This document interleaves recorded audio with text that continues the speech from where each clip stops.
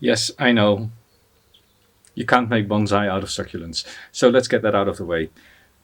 No, it's not bonsai, but it is a fact that many people who begin bonsai start off with a crassula. Actually, this is not a crassula. It's a fact that many beginners start off bonsai with a jade. And it could be either one of those mini jades or a full-grown jade. So that's what this video is about. Care of jade as a bonsai. I know, it's not really a bonsai. There's two types of jade. This is one. This is Crassula ovata. And this is also a jade, a mini jade. Portulacaria, afra. Yeah, I think I said that right. I'll put the spelling in the video because I'm always confused myself. Now, these are very, very nice. These tiny little plants, you can get them in a garden center and you get them in a little, tiny little black pot for $1 or $2.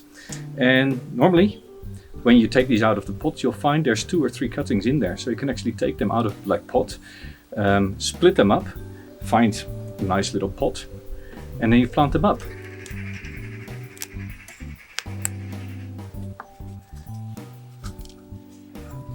You don't need to do all that much. It is nice to leave the soil a little bit dry before planting them, so you can get the old soil out.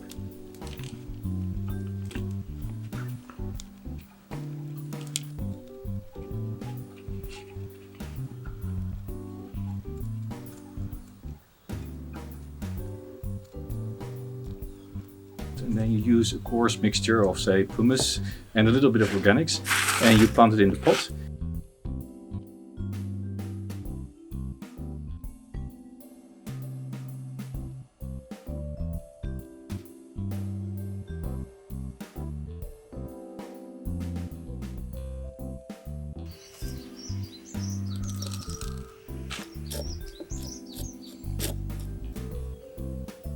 You add a tiny little bit of water and you just wait for the plant to grow.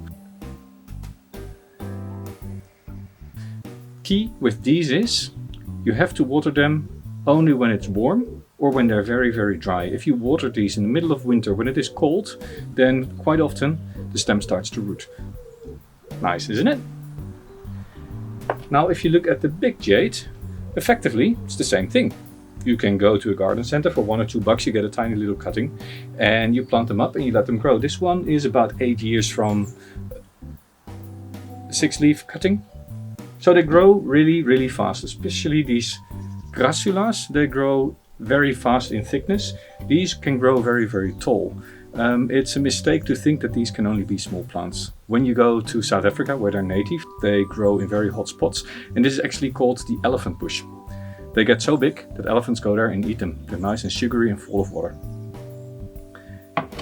Now, propagation. It's very easy to propagate them, and I'll do a video on propagation later on. And in general, you just clip off a branch, you clip off a leaf, you put it on the soil, you water a tiny little bit, you wait a month or 2 and roots should appear. They have a tendency, however, to grow. They grow very, very fast. For a succulent, right? Now, if you want them to stay smaller, you have to trim them back, and you can trim them back by just clipping all the ends of the branches.